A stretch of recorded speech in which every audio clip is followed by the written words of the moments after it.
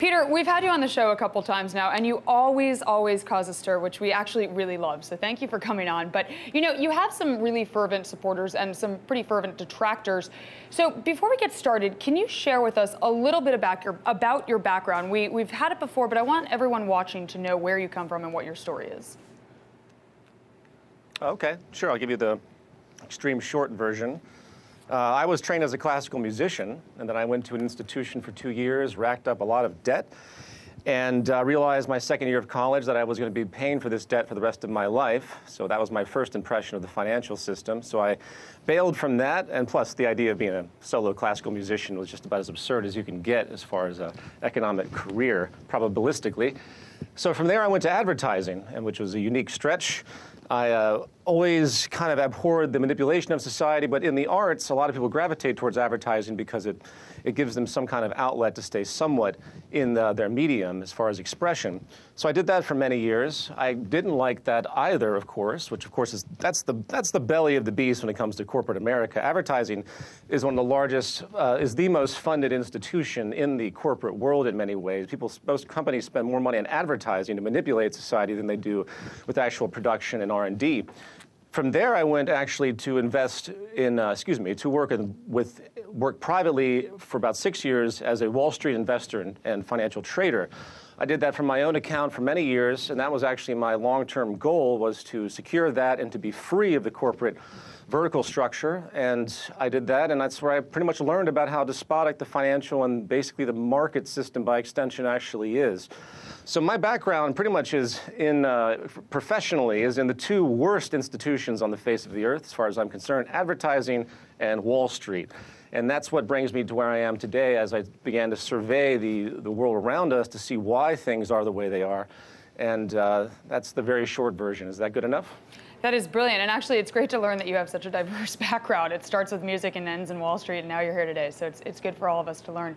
But you know, you recently released a video on YouTube in which you talk about the economy, and specifically the 3 principles of market economy. So can you tell us about this video and why you decided to produce and publish it now? You know, I have to say, Peter, it really reminded me of Ray Dalio. He came up with something like this about, you know, the crisis and these kind of easy to understand, almost animated videos. They're helpful, but what was your purpose for producing now?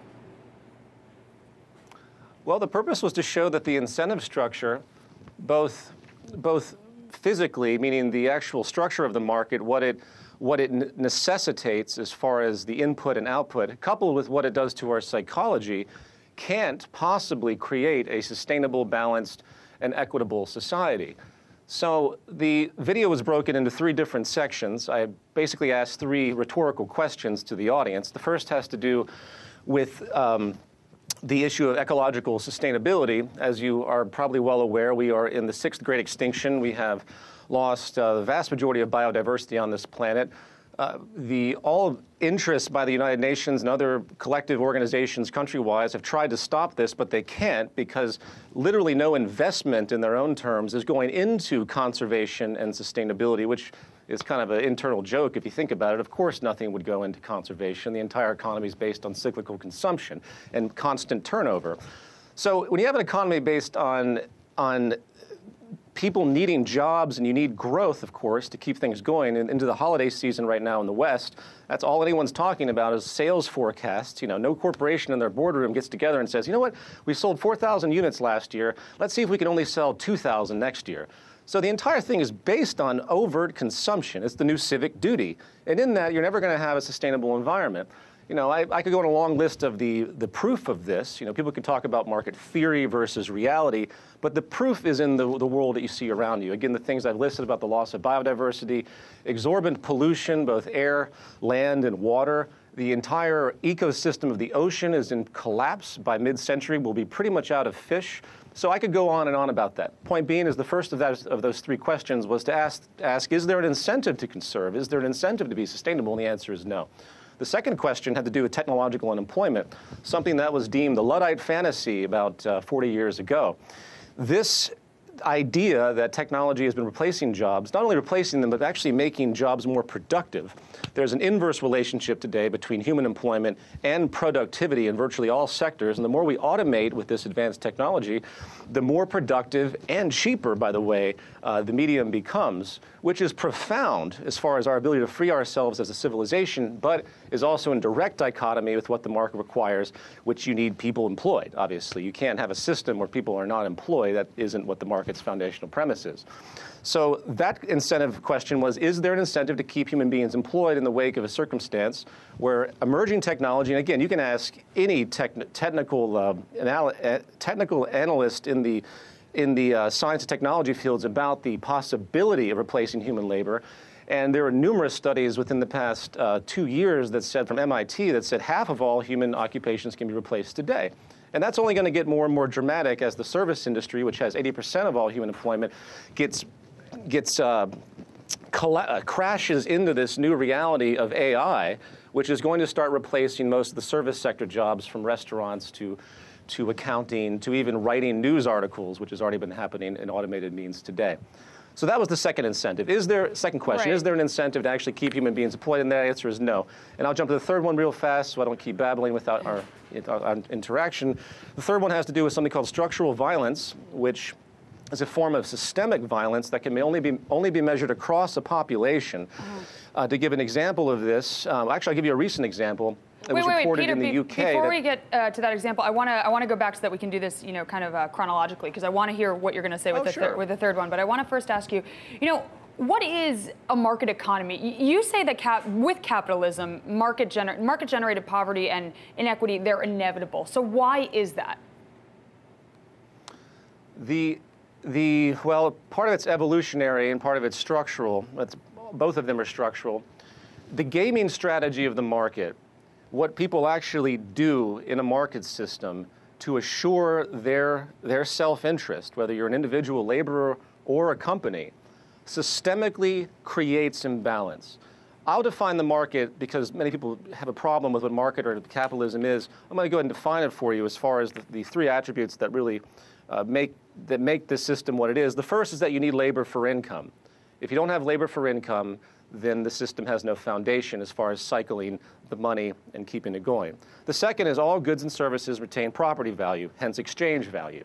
That's the medium. People use money, and these values transverse. It's indivisible, so you're able to qualify everything in monetary terms. And the third issue has to do with the gaming strategy, as I mentioned before, where input costs are going to be as low as possible, cost efficiency, all the outsourcing, slave labor, what have you, cheap materials to use to be competitive, and you maximize output costs. That's the other side of the gaming strategy. When you put all three of these things together, you end up with a highly competitive, game-oriented structure that, through the spreading of this behavior across a society of millions and billions of people, you inevitably end up with pockets of leverage and pockets of disimbalance, people that have so much more capacity to rig the system, to use the state to their advantage, because the state mechanism is just another element of differential advantage, something that people in the Austrian school and the free market concept, free market people that conceptualize this, they say, well, there's interference, you shouldn't have this. They morally relativize things. But the truth is that people will manipulate and they will create cartels, monopoly as a form of differential advantage, and that is just another extension of the basic foundation of competition in a market system. So that's it. If you analyze this, the entire, Wall Street emerged as a system that began very innocuously through commodities, farmers hedging. They created the commodity markets to try and work against inclement weather. Then suddenly the capitalist structure came in the 17th century, and you had dividends and investors come in. Now what you have today, you have huge, massive floats with these companies where the shares actually have no relevance to anything. Someone buying 100 shares of Microsoft has no say in what that company is doing. It's all based on speculation. And I call this the pet rock syndrome, because you have all of these people trading things that actually have nothing to do with production or even have to do with further investment in any real sense. Right. They're not actually building out anything. It's all one big video game for gambling now. Oh. And what that means is it's the highest echelon. It's the highest echelon of what this system means, because it's the widget. It's all that matters is the widget. It doesn't matter what the widget does. That is what has happened with the evolution. And now, and to get back to your inequality question, what is the largest driver of inequality in the world today? Capital gains imbalance. This has been noted by statisticians throughout the world. Peter, so the Peter, system. I have to ask you, in your video, you talk about market paradox and the production efficiency that you say didn't exist 300 years ago.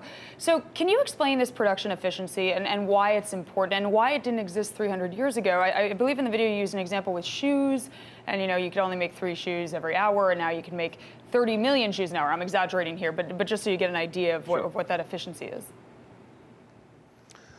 Well, your very first question you asked, I'll state the paradox as being the market has justified its existence because of scarcity, right? We are managing scarcity. But then it turns around and promotes infinite consumption because that's what drives everything. Now, the infinite consumption element, this mechanism, as I described before, the cyclical consumption, the gas pedal on the car, was very difficult to see in early industrial periods because of how arduous our actual creation process was. The means of production back then was very grueling. We were always in deficiency. Today, the means of production process is not in deficiency. We are producing so much more than we're capable of handling, of course, in the societies that can afford it. And as I point out in that video, we have massive pockets of poverty and people that cannot afford all of this increased production. And that's due to the imbalance nature of our system that I talk about at the end of the video. So let's not get confused. I want to qualify that just because we can create an abundance today, people say, well, why isn't there abundance for everybody out there? Because they don't have the money to get it. And that's because of the imbalance generating process of the system. But for the Western world, like the United States, we've far exceeded our means for those, of course, that can afford it. Mm-hmm. And the United States now consumes 30% of all the resources in the world. Right. This reality is profound. We are actually able to produce enough to create an abundance for the entire planet, but we are stuck in a system that won't facilitate it. Right. We don't have enough. So the point being is that go ahead. Please finish your thought. To answer your question, I'll try to be brief. I know I tend to be long-winded. The answer to your question is that this element of the system was always there in the past of we need consumption. But because the means of production was so arduous, it never really came to fruition about what that meant. Today, it's actually come to fruition. Now we have this constant necessity for people to keep buying things. In the mid-20th century, Edward Bernays and a lot of social theorists and engineers came forward and they said, we need a consumption economy now. We can't have people just thinking in a utilitarian fashion, being puritanical. I mean, before World War II, consumption was 50% in America what it is today. Why is that? It's because we have the new civic duty of consuming, and that is a sad reality, and that's what's destroying the environment. So, Peter, why is the labor for income paradigm one of the defining elements of our economic system? Why is this going to lead to trouble? Well, if people don't have money to buy things, then clearly the economic system isn't going to work because the money is the fuel, as I mentioned before. So you have economic growth, and when the economic growth occurs, it's like gas pedal on a car. Things accelerate, you have growth, you have more jobs, you have more liquidity, and that is what keeps people employed and puts money in their pockets so they can spend back into the system. Now, if you have something like technological unemployment come forward where people are displaced and there's no safety net for that, you have increased unemployment or increased loss of purchasing power by extension. Therefore, they can't spend back into the system to keep that machine going. So you end up with this grinding down, this loss of economic growth and loss of labor as something like technological unemployment begins to push forward. Now, we've clearly already countered that in the United States and across the world with different social welfare programs, but those are so minor in comparison to what's in store in the future. And I'll say it this way as well, it's a socially destabilizing phenomenon. You know, in the Great Depression, there was 25% unemployment in America, and things were very rough. Everyone talked about revolution. It was a very dramatic thing that occurred, which is why Roosevelt came with all of his socialist policies, because he had no other choice. And we are on the cusp of such a phenomenon today, not only in the United States, but globally. I mean, the social unrest you see across the world is largely based in economic circumstances. Even the outcry in Ferguson, this is not just a racial issue. These are people that have been suffering because of the economic evolution from the slavery period, which has continued to structurally oppress an entire culture. And we see this type of pattern throughout the world. So long story short, if you don't have people employed, you're not going to get money to them. They can't buy back into the system. Therefore, the whole thing slows down. You need a different structure at this point in time. You need a hybrid system at a minimum to take care of those people that will be permanently underemployed or permanently underfinanced, whether they have just a little bit of labor or not. So I hope that makes sense. Peter, you bring up technology, and I'm glad you do, because I want to talk about that. And you mentioned that there's been a 98% decline in agricultural labor in the U.S. since 1870. That's technology in action. So is technology a good thing or a bad thing in our labor and income system? Well, it's a bad thing in our current model. It's a great thing for human society. I mean, we were on the cusp of one of the most dramatic revolutions in human history, where we were able to overcome the means of production and actually produce a global abundance, and do so in a highly efficient way with this term ephemeralization coined by Buckminster Fuller, where we are doing more and more and more with less and less and less. It's one of the most profound states of cultural evolution that you can ever be in, and we need to harness this rather than work against it. And unfortunately, the market economy is based on 16th century thought. Well, actually, it's based on 1,000-year-old thought, which deals with a scarcity-driven social order with the assumption that we'll never be able to overcome it, and that is now proven false. So we need to start thinking about a new type of economic structure. That's why the Zeitgeist movement does all the work that it does, in part. So how do you keep people consuming when there are billions who still lack these basic resources?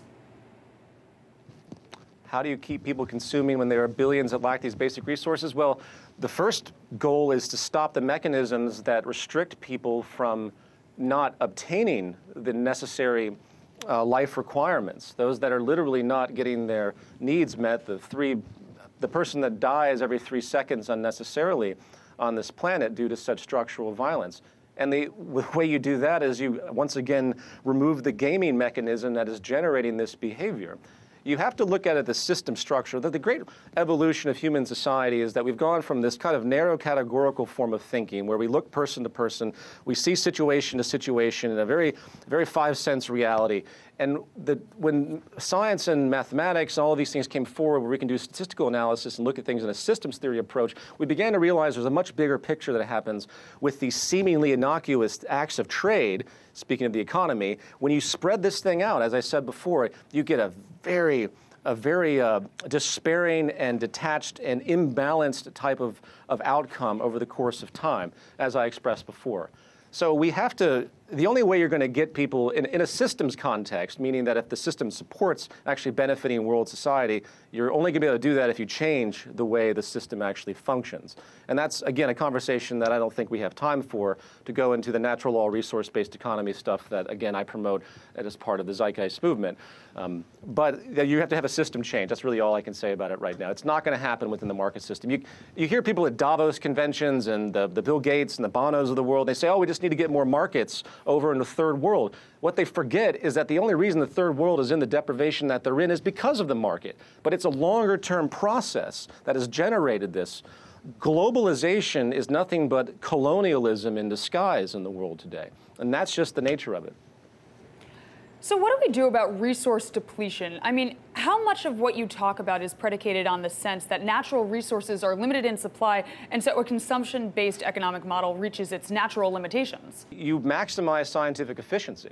If you take a systems context, once again, and you don't look at, say, one particular resource as the end-all, such as we look with oil, and you begin to look at all the possible renewable energies, for example, and you put them together and you create a network systems view, you begin to see, for example, in the case of energy, we have one of the most grandiose abundances of natural renewable energies. We have so many different facets that we can utilize without the necessity for nuclear or oil that it's ridiculous that we're not actually utilizing this.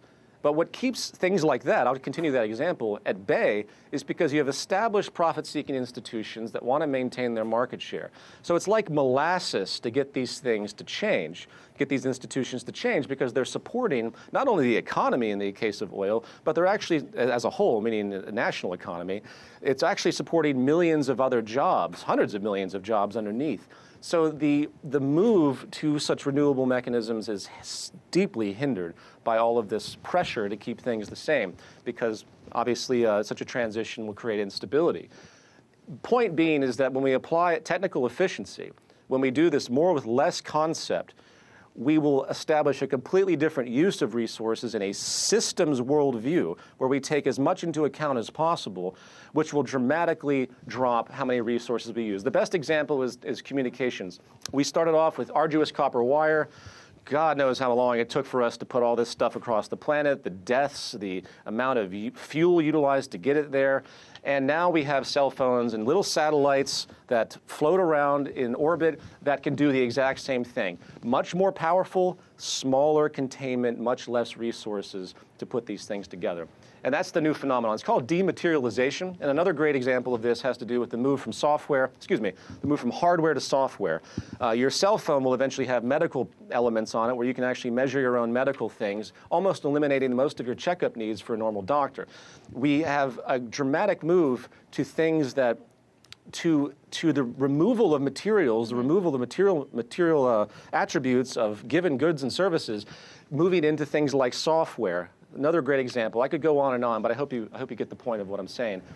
Yes, and Peter, you know, the business world, it's beginning to recognize the threat that industrialization poses to society. You know, in fact, at the recent G20 summit in Australia, the US and the EU led the push to have climate change discussed at the meeting and for G20 members to back contributions to the Green Climate Fund, which aims to help poorer countries cut their emissions and prepare for the impact of climate change. So isn't this a sign that the global business community is taking climate change seriously? Maybe not fast enough, but they are acknowledging it. Yes, within the confines of what they're capable of rationalizing. I can't help but look at it cynically. To have business leaders talk about how to adapt to something like climate change and all of the ecological problems on hand is like having slave owners get together to talk about how to improve the welfare of their slaves. In other words, the system is the problem. It's not that we can alter business. Business is the problem.